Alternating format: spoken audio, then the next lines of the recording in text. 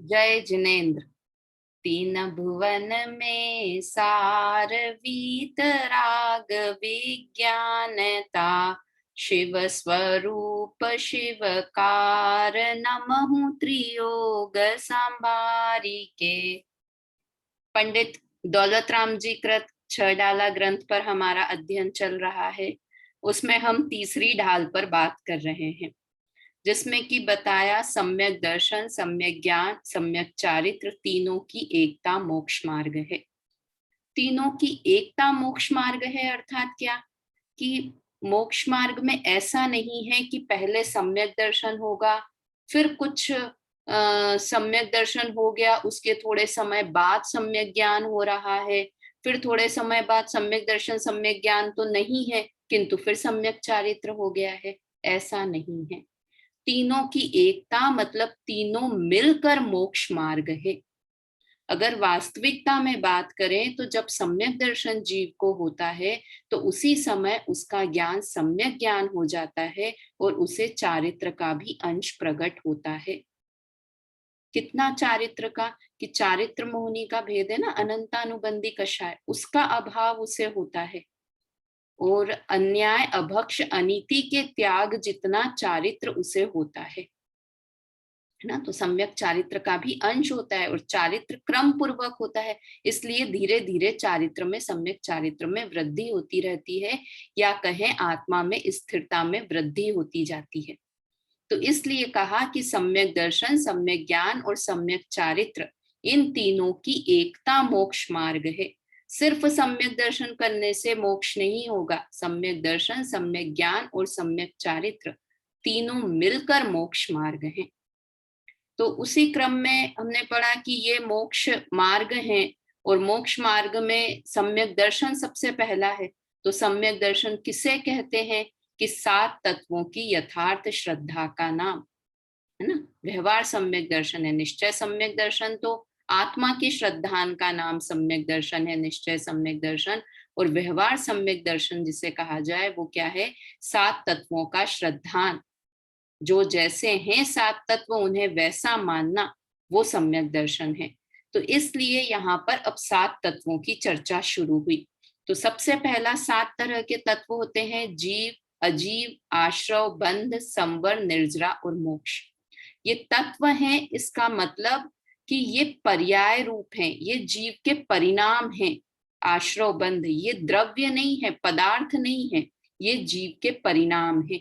7 तत्व है ना। जीव और अजीव ये 2 द्रव्य रूप कहे जाते हैं और बाकी आश्रव, बंध, संवर, निर्जरा, मोक्ष ये पर्याय रूप कहे जाते हैं।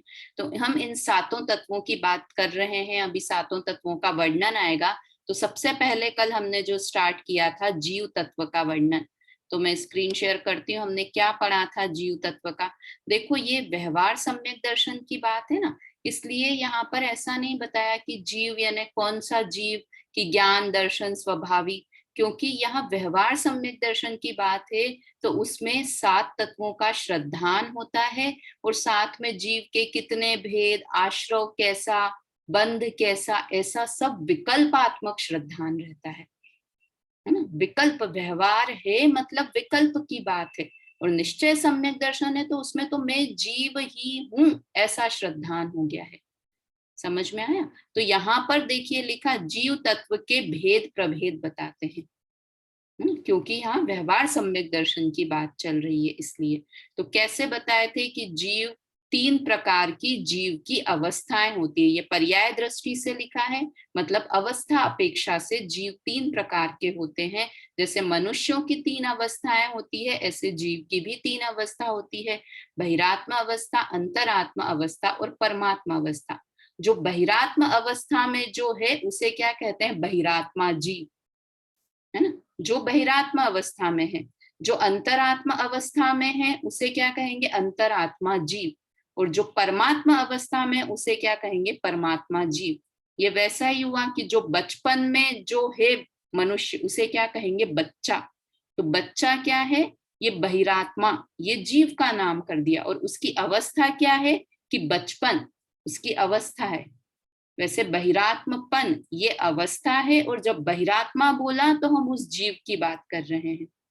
समझ में आया मैं क्या बताना चाह रही हूँ? कि दो तरह से समझे हम इसे, कि अवस्था बोलेंगे तो बहिरात्मा, बहिरात्मकपन ये अवस्था हुई, और बहिरात्मा ये जीव है, ये नाउन हुआ, नाउन जीव है ये। जैसे अपन बोलते हैं ना बच्चा, और बच्चा में जो है अवस्था क्या है, बचपन अवस्था में जो है वो बच्चा, तो वो एक नाउन हुआ, प्रॉपर संज्ञा हुई, वो प्रॉपर नाउन हुआ। समझ में आया? तो ऐसे ही तो बहिरात्मा, अंतरात्मा और परमात्मा ये जीव हैं। किस तरह के जीव? की जो बहिरात्मा अवस्था में है वो बहिरात्मा जीव, जो अंतरात्मा अवस्था में है वो अंतरात्मा जीव, और जो परमात्मा अवस्था में है वो परमात्मा जीव। समझ में आया? तो इस तरह से ये तीन तरह के जीव की बात हमने कल की, तीन तरह की अवस्थाएं होती है। तो सबसे पहले कौन सा होता है कि बहिरात्मा। कौन होता है बहिरात्मा जीव? कि देह जीव को एक गिने बहिरातम तत्व मुधा है ना, तत्व से अनजान है, तत्व के लिए वह मूर्ख है। क्यों है?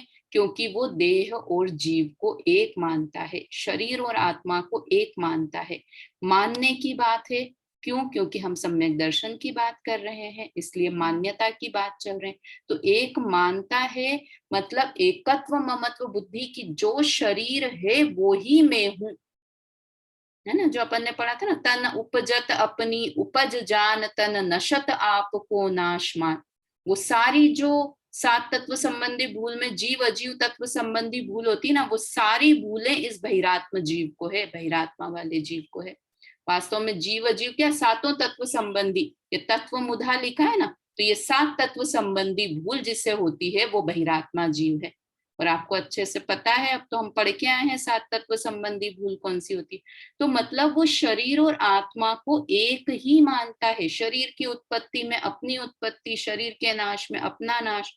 मैं शरीर की क्रिया कर सकता हूँ, मैं शरीर को स्वस्थ रख सकता हूँ, है ना। मैं कितना दुबला हो गया हूँ, मेरे बाल सफेद हो गए हैं, मैं कितना मोटा हो गया हूँ, मैं कितना धनवान हो गया हूँ, मतलब बाहर में ही अपनत्व मान के रखता है, या कहें जीव और शरीर को एक ही मानकर रखता है, तो वो जीव बहिरात्मा जीव है। दूसरे टाइप का जीव होता है जिसे कि हम कहते हैं मूर्ख टाइप के जीव हुआ। बहिरात्मा मतलब मूर्ख, मिथ्या दृष्टि बोलो या मूर्ख, थोड़ी सभ्य भाषा में मिथ्या दृष्टि बोल देते हैं, और अपनी बोलचाल की भाषा में बोलेंगे तो मूर्ख जीव। दूसरा समझदार जीव, जिसे कि कहते हैं अंतरात्मा जीव।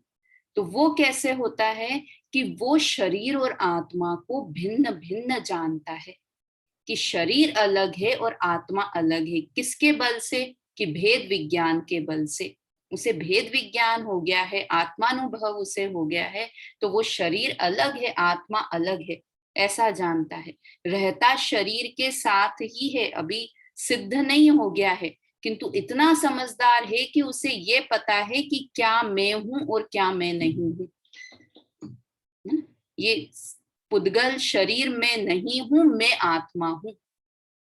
इसलिए उसके मोटे होने पर, पतले होने पर, गोरे होने पर, बाल सफेद होने पर, बुढ़े होने पर वो दुखी नहीं होता है, क्योंकि वो समझदार है। वो ये समझता है कि ये सब चीजें शरीर में हो रही है और मैं इससे भिन्न हूं। तो ऐसी समझदारी हम में भी आ जाए तो कितनी अच्छी बात है। शरीर है, किंतु फिर भी उसके दुख सुख से वो दुखी सुखी नहीं होता है, शरीर की अवस्थाओं से दुखी सुखी नहीं होता है। मतलब अद्भुत, बहुत समझिए जीवन जीना आ गया है अंतरात्मा जीव को, इसलिए समझदार है।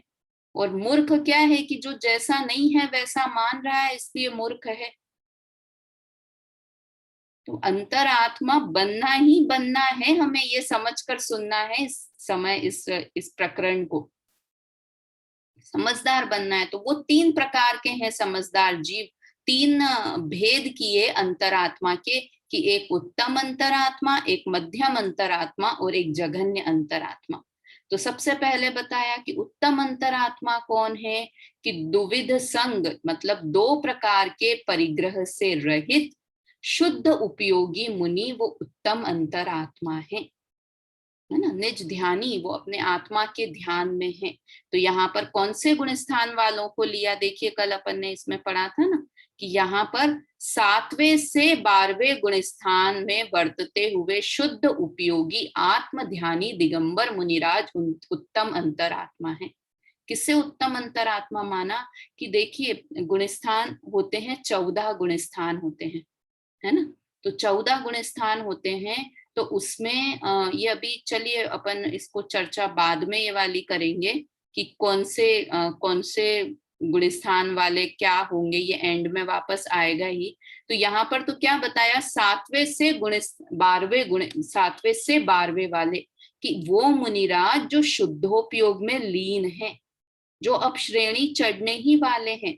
क्योंकि एक होते हैं कि शुद्धोपयोग में, और छठा गुण स्थान कौन सा कहलाता है, शुभोपयोग का गुण स्थान। छठा गुण स्थान भी होता तो मुनिराज का ही है, किंतु जब वे शुभ भाव में हैं, जब वे ग्रंथ लिख रहे हैं, उपदेश दे रहे हैं, है ना, सामायिक कर रहे हैं, आहार कर रहे हैं, स्वाध्याय कर रहे हैं, तो ये सब समय वो छठे गुण स्थान में है, तो वो शुभ भाव का गुण स्थान हुआ। इसलिए उसे भी उत्तम अंतरात्मा में नहीं लिया, उत्तम अंतरात्मा में 7वें से 12वें गुण स्थान वर्ती तक को लिया।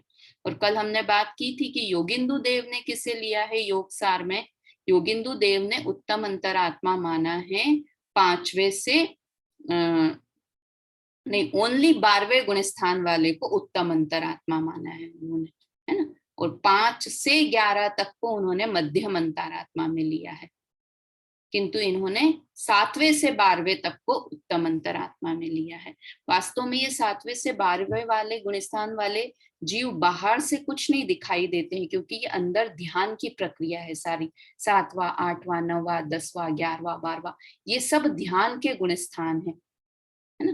तो इसलिए बाहर से तो समझ में नहीं आएगा कि आप किसी को देख के बता दें, अच्छा ये 8वें गुण स्थान वाले मुनिराज है, ये 9वें गुण स्थान वाले मुनिराज है।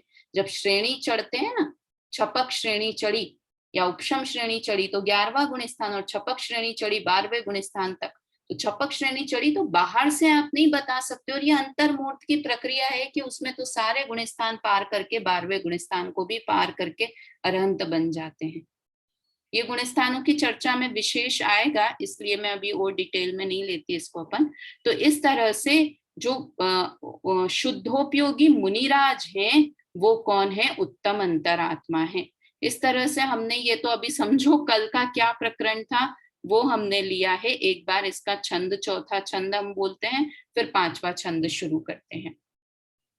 बहिरातम अंतर आतम पर मातम जीव त्रिधा है, देह जीव को एक गिने बही रातम तत्व मुधा है।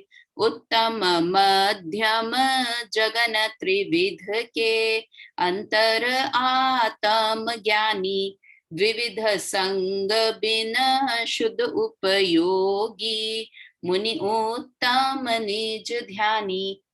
ठीक है, ये चौथे छंद की हमने बात की। अब हम बात करते हैं 5वां छंद।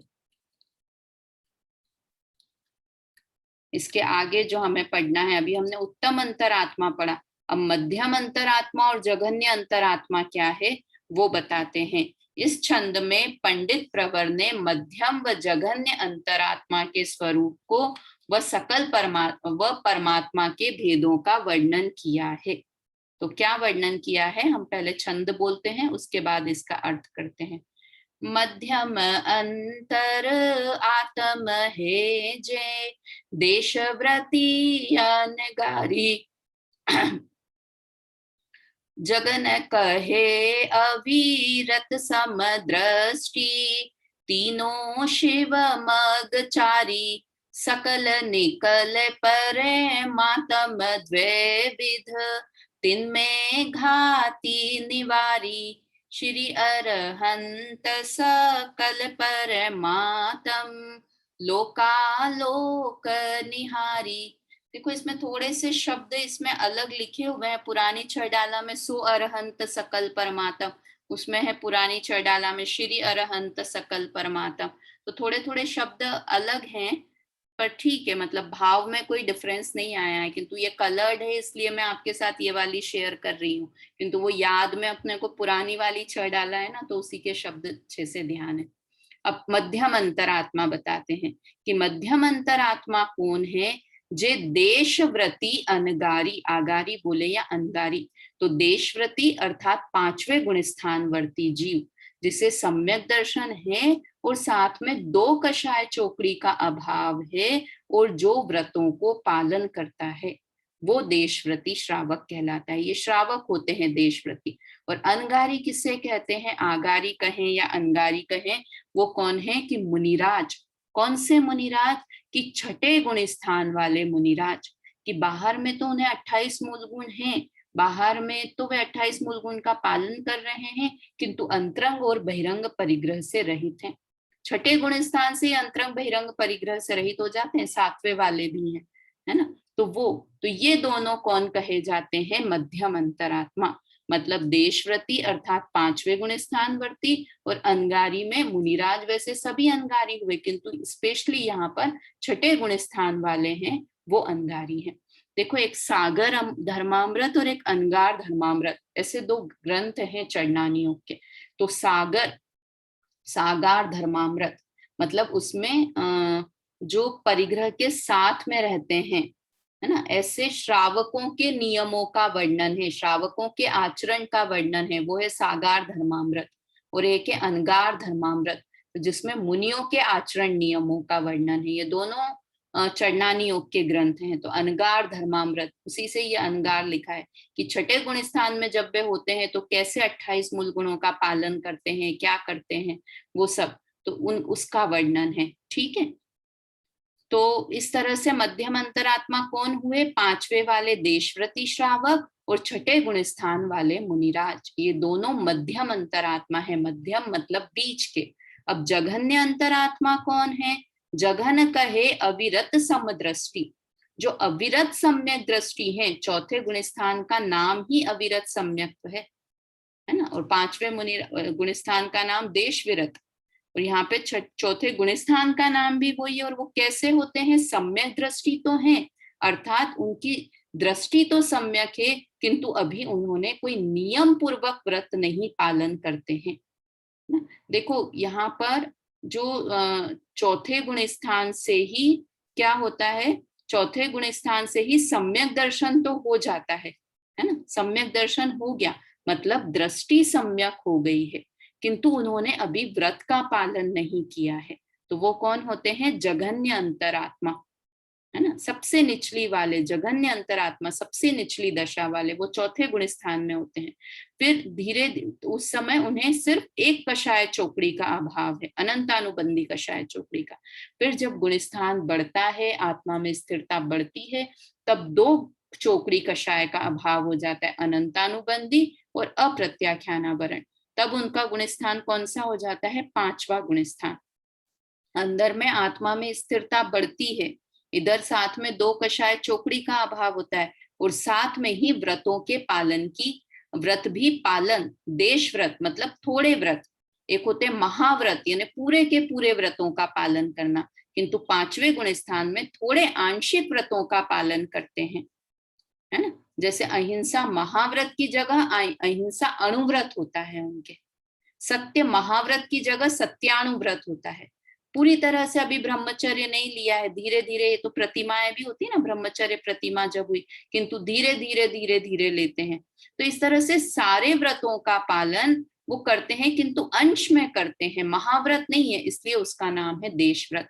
तो पांचवें गुण स्थान वाले की तीन चीजें हो गई, एक तो आत्मा में स्थिरता बढ़ गई, दूसरा दो कषाय चोकड़ी का अभाव हो गया, और तीसरा आंशिक व्रतों का पालन उनके होने लगा। समझ में आया? तो इस तरह से वो देश व्रत वाले हुए, तो वो मध्यम अंतरात्मा है। किंतु अंतरात्मा तो है, चौथे से ही अंतरात्मा तो हो गए हैं, अर्थात सम्यक दृष्टि तो वो हो गए हैं, वो समझदार हो गए हैं कि उन्हें शरीर और आत्मा में भेद पता चल गया है। फिर छठे गुण स्थान में आए तो और ज्यादा उनके तीन कषाय चोकड़ी का अभाव हो गया, अनंतानुबंधी, अप्रत्याख्यानावरण और प्रत्याख्यानावरण, तीन कषाय चोकड़ी का अभाव हो गया, है ना। अंदर में आत्मा में स्थिरता और अधिक बढ़ने लगी, और बाहर में महाव्रतों का पालन हो गया। तो वो भी इसमें छठे वाले तक को तो मध्यम अंतरात्मा में लिया है, और जब सातवें गुण स्थान में शुद्धोपयोग में लीन हो गए तब से वो उत्तम अंतरात्मा कहलाने लगे। ठीक है, तो इस तरह से ये वाली पूरी बात हुई। तो वापस से कौन हुए? मध्यम अंतरात्मा की पांचवें गुण स्थानवर्ती और छठे गुण स्थानवर्ती, जिन्हें देश व्रत है और महाव्रत है, ऐसे वो क्या कहलाए? मध्यम अंतरात्मा। और जघन्य अंतरात्मा मतलब सबसे निचली वाले दशा वाले, कि वो सम्यक दृष्टि तो है किंतु अभी व्रत धारण नहीं किए हैं, इसलिए अविरति है। फिर क्या लिखा? तीनों शिव मग चारी। शिव मतलब मोक्ष, मग मतलब मार्ग, चारी मतलब चलने वाले हैं, तीनों मोक्ष मार्ग पर चलने वाले हैं।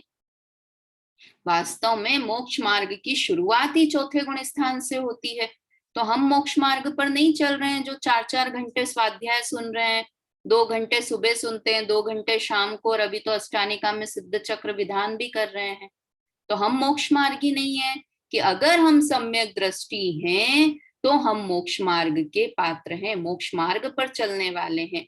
और उसके पहले ये सब क्रियाओं से मोक्ष मार्ग का संबंध नहीं है, बाह्य क्रियाओं से। ये तीनों ही शिवमकचारी हैं।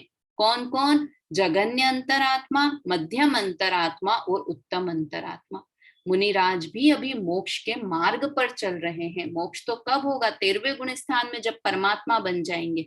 तो इसलिए ये तीनों मोक्ष मार्ग पर चलने वाले हैं। ठीक है, हम भी मोक्ष मार्गी कब हो जाएंगे? कि बस ये अपना थोड़ा सा सही हो जाए ना। मतलब ये ढीला है क्या? ढीला है मतलब जो जैसा है उसे वैसा नहीं मान रहे, तो यही कहेंगे कि ढीला है। आजकल की भाषा में ढीला हो गया है स्क्रू। तो मतलब मूर्ख है, मिथ्या दृष्टि है। आचार्य भगवंतों ने उसको नाम मिथ्या दृष्टि दिया है। तो तीनों ही, ये तीनों, बहिरात्मा मोक्ष मार्गी नहीं है, अंतरात्मा से जीव मोक्ष मार्गी हो जाते हैं। अंतरात्मा जीव मोक्ष मार्गी है और परमात्मा जीव तो मोक्ष स्वरूप ही है। देखो, बहिरात्मा हुआ संसार मार्गी, अंतरात्मा हुए मोक्ष मार्गी, और परमात्मा तो मोक्ष स्वरूप ही है। ठीक है, चलिए आगे। अब परमात्मा की बात करते हैं। यहाँ तक अंतरात्मा की बात की, अब परमात्मा। परमात्मा कैसे है? कि परमात्मा के भी दो भेद हैं, सकल और निकल परमात्मा, है ना। द्विविध, दो प्रकार के हैं परमात्मा, दो प्रकार के, सकल परमात्मा और निकल परमात्मा। अब इसमें से पहले सकल परमात्मा कौन है? कि तिन में घाती निवारी, इनमें से, इन दोनों में से जिसने घातिया कर्म को नाश कर दिया है, निवारी नष्ट कर दिया है। कौन कौन से घातिया कर्म? ज्ञानावर्णी, दर्शनावर्णी, मोहनीय और अंतराय। ये 4 घातिया कर्म का जिसने निवारण कर दिया है, सो अरहंत सकल परमात्म। ऐसे अरहंत भगवान कौन है? सकल, कल बोलते हैं शरीर को, और स मतलब सहित, जो शरीर सहित परमात्मा है, ऐसे अरहंत भगवान वो कौन है? सकल परमात्मा है। और कैसे हैं वो? लोकालोक निहारी, है ना। केवल ज्ञान से सहित हैं, सर्वज्ञ हैं, लोकालोक को देखने जानने वाले हैं, निहारी हैं, जानने वाले हैं। लोकालोक करनहारी नहीं लिखा, लोकालोक का करने वाले नहीं है, भगवान बन गए हैं किंतु फिर भी लोकालोक को जानने वाले हैं। ठीक है, ऐसे सकल परमात्मा है। मतलब कितने शॉर्ट में, हर लाइन मुझे ऐसे लगता है 6 डाला की पढ़ के, कि देखो गागर में सागर है, इतनी सी एक लाइन में, 2 लाइन में पूरे अरहंत भगवान को परिभाषित कर दिया। किससे रहित हैं, किससे सहित हैं, क्या है, सारी चीजें बता दी 2 लाइन के अंदर। कि 4 घातिया कर्मों का नाश करने वाले हैं, शरीर से सहित हैं, अरहंत हैं और लोकालोक को जानने वाले हैं। ऐसे पहले वो हैं, कौन है ऐसे पहले? सकल, ये हैं पहले परमात्मा। 1 सेकंड, बैटरी लो गई है।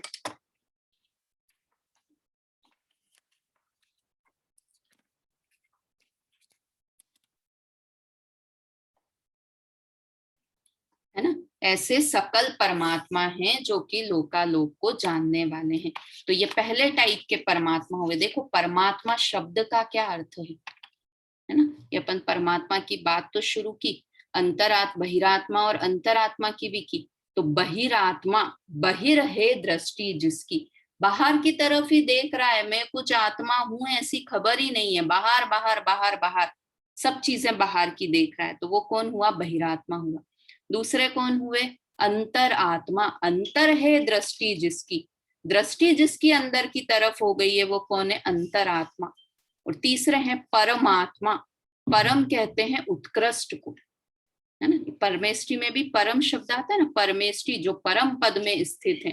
तो ऐसे ही परमात्मा मतलब कौन? उत्कृष्ट आत्मा, सबसे उत्कृष्ट आत्मा वो कौन है? परमात्मा है। तो इसलिए तो परमात्मा में पहले टाइप का भेद हमने पढ़ा, क्या था? सकल परमात्मा ना। कितनी सारी बातें, मतलब 2 छंद में कितनी सारी बातें दौलत राम जी ने बता दी, इसलिए सही नाम ही है इसका गागर में सागर। चलिए, तो ये 5वें नंबर का छंद हुआ। इसमें एक बार अपन इसका अन्वयार्थ पढ़ लेते हैं, कहीं हमसे कोई शब्द छूट गया हो अर्थ करने में। तो क्या लिखा? जो ग्रह रहित, है ना, आगारी का शब्द बता रहे, अनगारी किसे कहते हैं? आगारी बोले, अनगारी बोले। जो ग्रह रहित छठे गुण स्थान के समय अंतरंग और बहिरंग परिग्रह रहित, मतलब वो छठे गुण स्थान में हो या 7वें गुण स्थान में है, परिग्रह तो रहित ही है। यथाजात रूप मतलब बाहर से द्रव्य लिंग रूप, नग्न दिगंबर, यथाजात किसको बोलते हैं? जन्म के समय जैसा रूप है वैसा रूप धरने वाले। तो जन्म के समय कैसे रहते हैं? कि नग्न रहते हैं, है ना। बच्चा जन्मता है तो कैसा होता है? नग्न होता है। तो वैसे यथाजात रूप, जैसे जन्म के समय थे, और सिर्फ शरीर से नहीं, कितना मासूम होता है बच्चा, बिल्कुल किसी से राग द्वेष नहीं, मतलब वो एक जो होता है अग्रहित मिथ्यात्व, उसकी बात नहीं है, किंतु बिल्कुल एकदम भोला भाला सा, है ना, सबको प्यार हो जिससे, ऐसे होते हैं ना बच्चे। तो वैसे ही है यथाजात धर रूप मुनिराज, भावलिंगी मुनि तथा, ये तो आगारी का अर्थ बताया। देश प्रति कौन है? 2 कषाय के अभाव सहित। अभी इसमें आएगा इसके भावार्थ में कौन सी 2 कषाय, वैसे हमने नाम पढ़ा अनंतानुबंधी और अप्रत्याख्यानावरण। अभाव रहित 5वें गुण स्थान वर्ती श्रावक हैं, वे मध्यम अंतर आत्मा हैं। और व्रत रहित,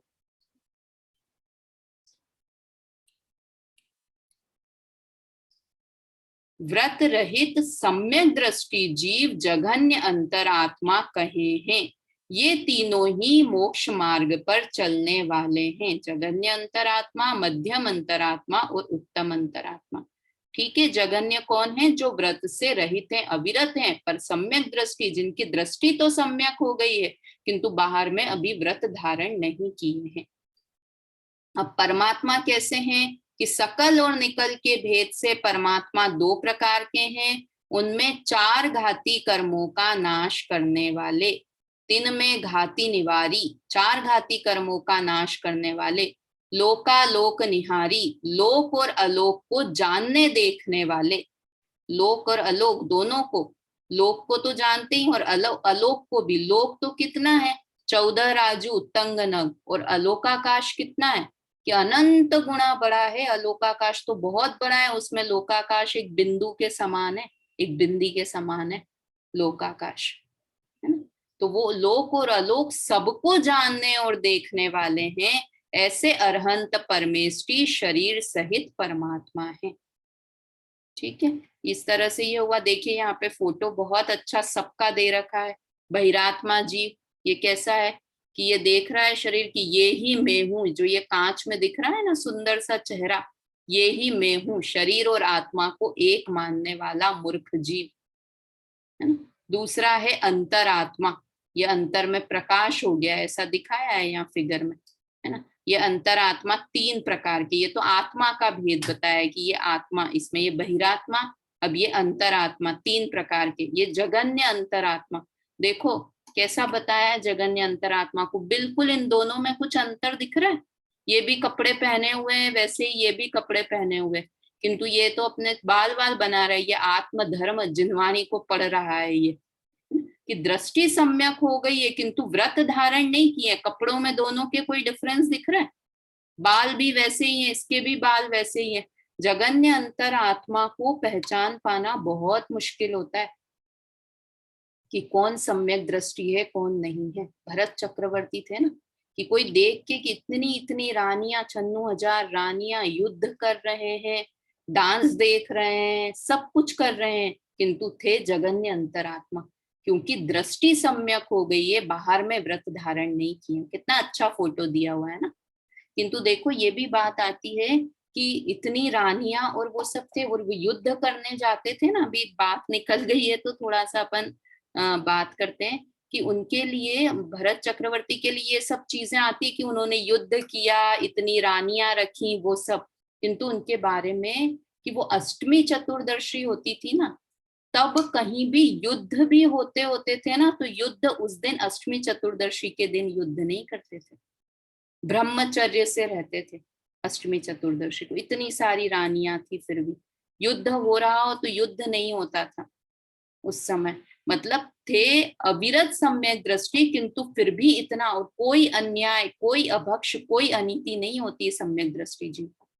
ये इतना इतना व्रत तो होता ही है कि बिजनेस में घोटम घाटी चल रही है, गोलमाल चल रहा है, अन्याय से काम, अनीति से काम कर रहे हैं, अभक्ष भी चल रहा है, तो ऐसा जीव तो सम्यक दर्शन का पात्र भी नहीं होता है। तो इस तरह से ये बताया कि कैसे होते हैं चौथे गुण स्थान वाले जीव ना। अच्छा अच्छा फिगर बनाया हुआ है ये। फिर है दूसरे मध्यम अंतरात्मा, कि ये हो जाते हैं तो ये धीरे धीरे ऐसे, मध्यम अंतरात्मा में भी 11 प्रतिमाएं होती है, तो इस प्रतिमा तक आते आते 7वीं ब्रह्मचर्य प्रतिमा हुई, फिर 11वें में एलक छुल्लक होते हैं, तो धीरे धीरे ऐसी अवस्था मध्यम अंतरात्मा में आती है। मध्यम अंतरात्मा में धीरे धीरे एलक छुल्लक तक आ जाते हैं और उसके बाद बस मुनिराज बनने की तैयारी ही रहती है। और उसके बाद ये उत्तम अंतरात्मा बताए हैं। ये वास्तव में आंख खोल के नहीं, ये मध्यम अंतरात्मा में एक तरह से मुनिराज भी आ गए, है ना। छठे गुण स्थान वाले को भी मध्यम अंतरात्मा में लिया है। और उत्तम अंतरात्मा में कौन हुए, कि जो आत्मा के ध्यान में लीन है, श्रेणी पर जिनने चढ़ना प्रारंभ कर दिया है, ऐसे 7वें से 12वें गुण स्थान वाले उत्तम अंतरात्मा है। ये मध्यम अंतरात्मा में जो मुनिराज लिए हैं वो शुभोपयोगी हैं, है ना, शुभोपयोग में है उस समय। और उत्तम अंतरात्मा में कि जो शुद्धोपयोग में ही चले गए हैं, वैसे वाले मुनिराज।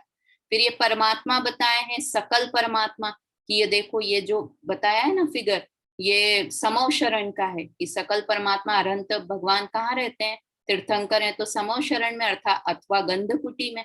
बाकी जो सामान्य केवली होते हैं तो वो गंध कुटी में, तो ये सब शरीर भी है इनके, तो सकल शरीर सहित वाले, और दूसरे परमात्मा है निकल शरीर रहित वाले परमात्मा। ठीक है, तो इस तरह से ये यहाँ पर इसकी चर्चा की। अब इसका एक बार भावार्थ पढ़ लेते हैं हम। भावार्थ में क्या लिखा है, थोड़ा लंबा, किंतु हम बहुत सारी चीजें इसमें पढ़ चुके हैं, जो कुछ नया आएगा वो मैं और एक्सप्लेन करती हूँ, बाकी इसको पढ़ के अब अपने को सब समझ आ जाएगा।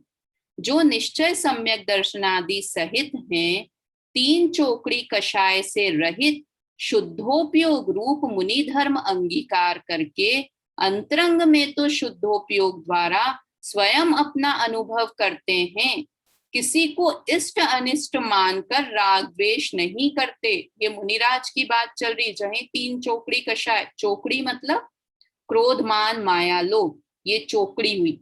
और 3 कौन कौन सी, अनंतानुबंधी, अप्रत्याख्यानावरण और प्रत्याख्यानावरण, तो ये 3 और ये चोकड़ी, है ना। इससे रहित, राग द्वेष नहीं करते, हिंसादि रूप अशुभोपयोग का तो अस्तित्व ही जिनके नहीं रह गया है, अशुभोपयोग तो करते ही नहीं है ना, शुभोपयोग भी कभी कभी करते हैं, उसे अच्छा नहीं मानते हैं।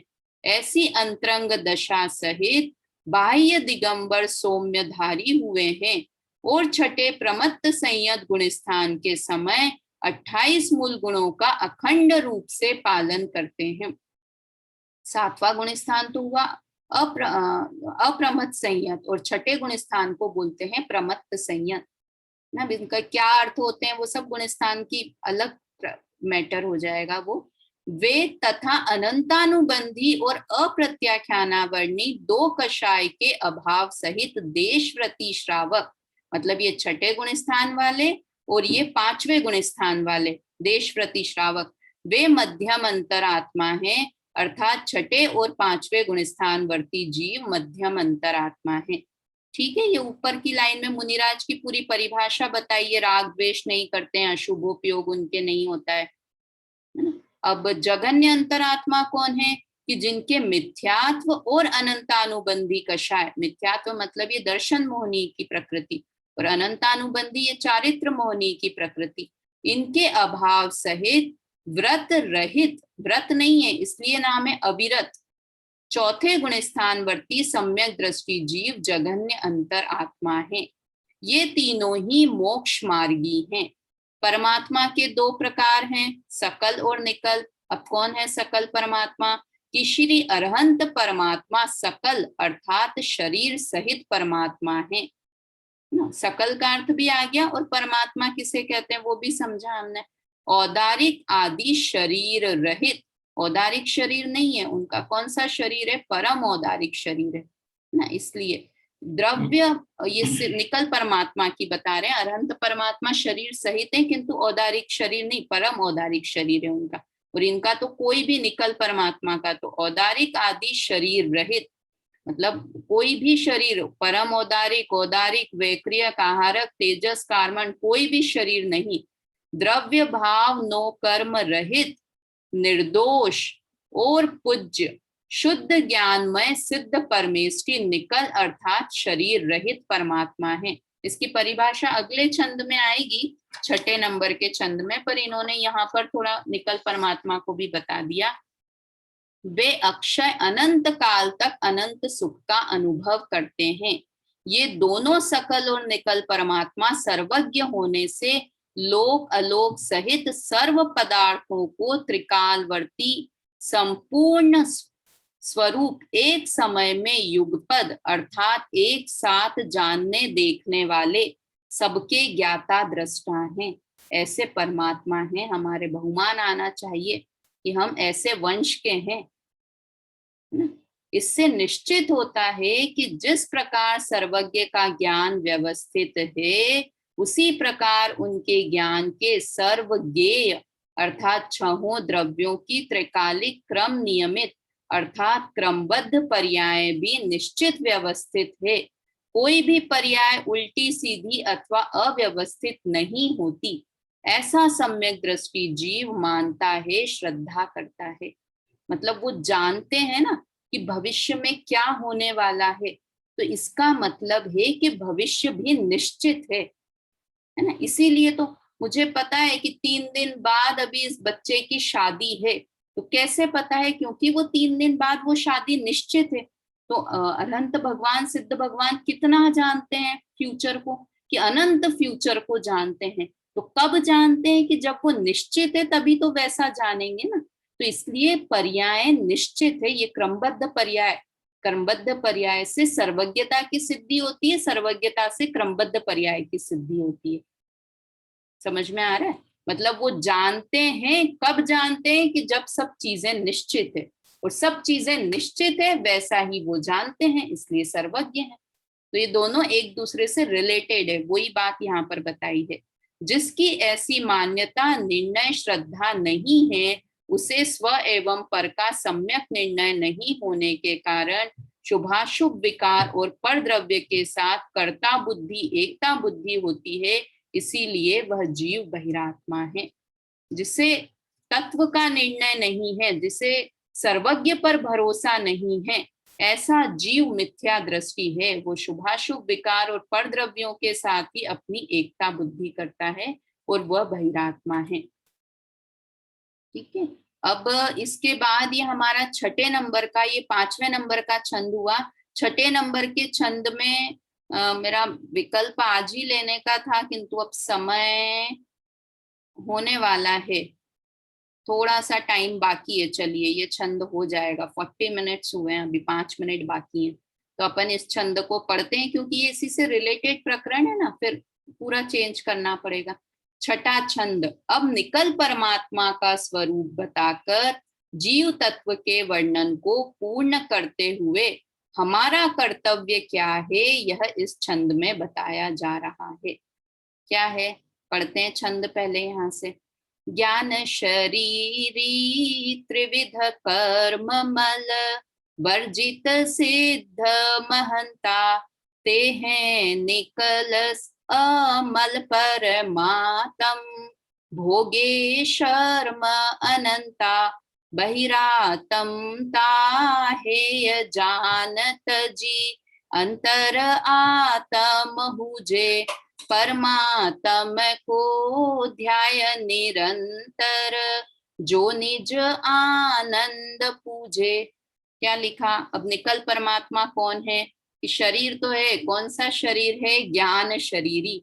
हमको शरीर से ही देखने की आदत हो गई है ना, तो कैसा शरीर है? कि ज्ञान से ही बने हुए हैं, इसलिए ज्ञान शरीरी कहा।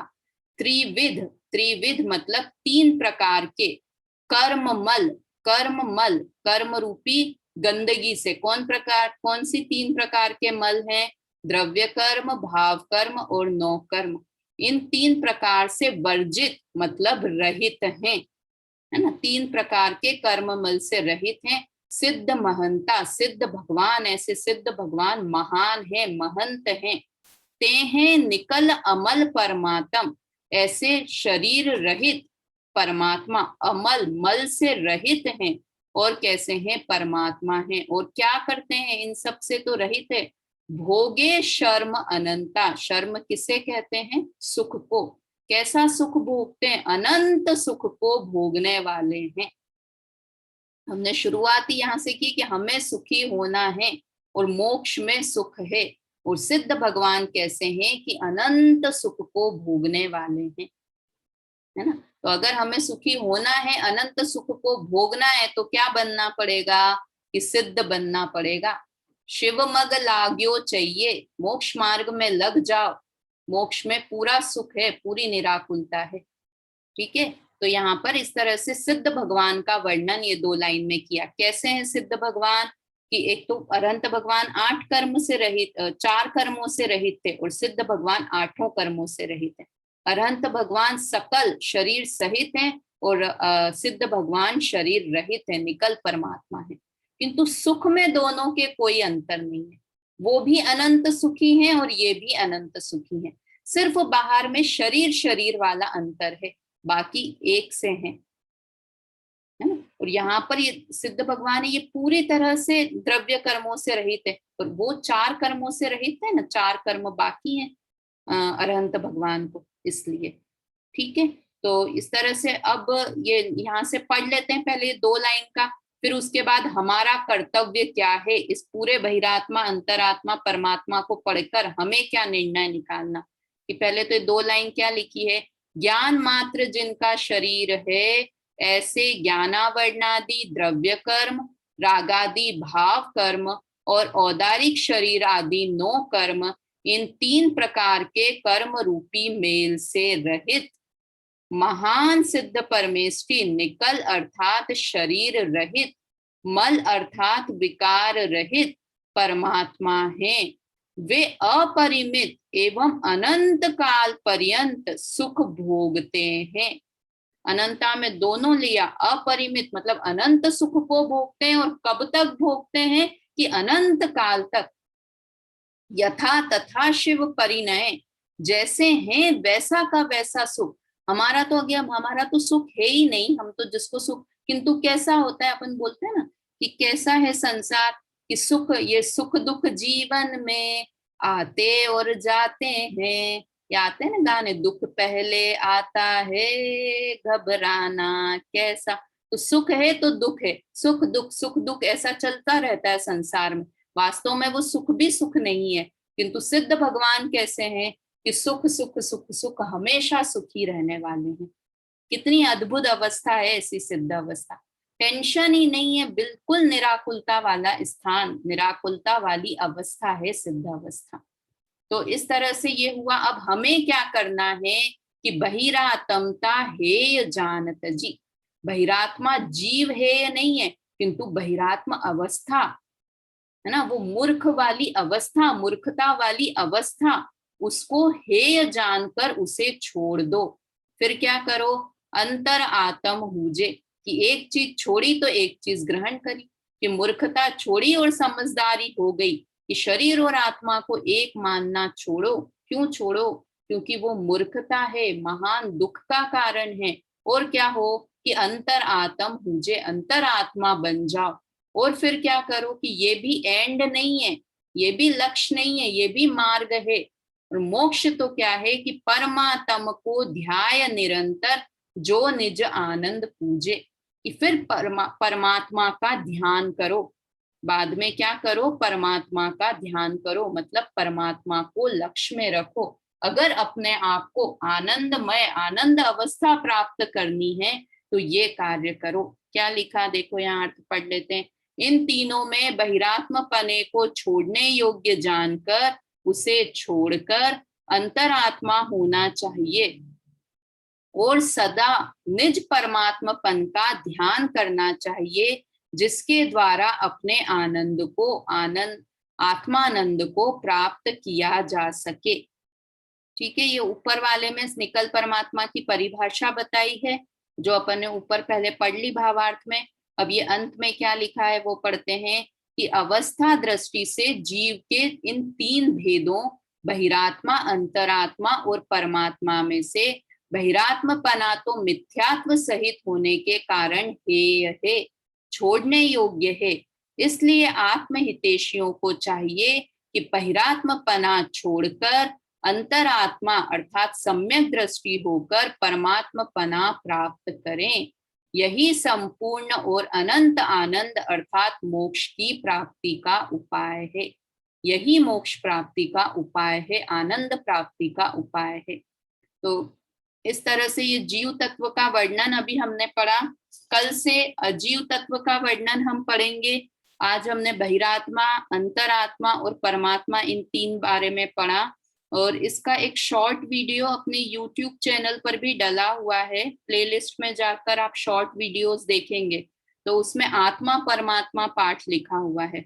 उसमें 5 मिनट में या 5-7 मिनट के अंदर ये पूरा बहिरात्मा, अंतरात्मा और परमात्मा वाला प्रकरण एक्सप्लेन किया हुआ है। तो आप लोग वहां से उसे भी एक बार चेक करें। अभी समय हो गया है, जनवाणी स्तुति अपन लोग बोलते हैं। निज निधि निज में बताई, यह अनंत उपकार है। इसके लिए जिन वाणी माँ को वंदना शत बार है, वंदना शत बार है। जय जिनेन्द्र।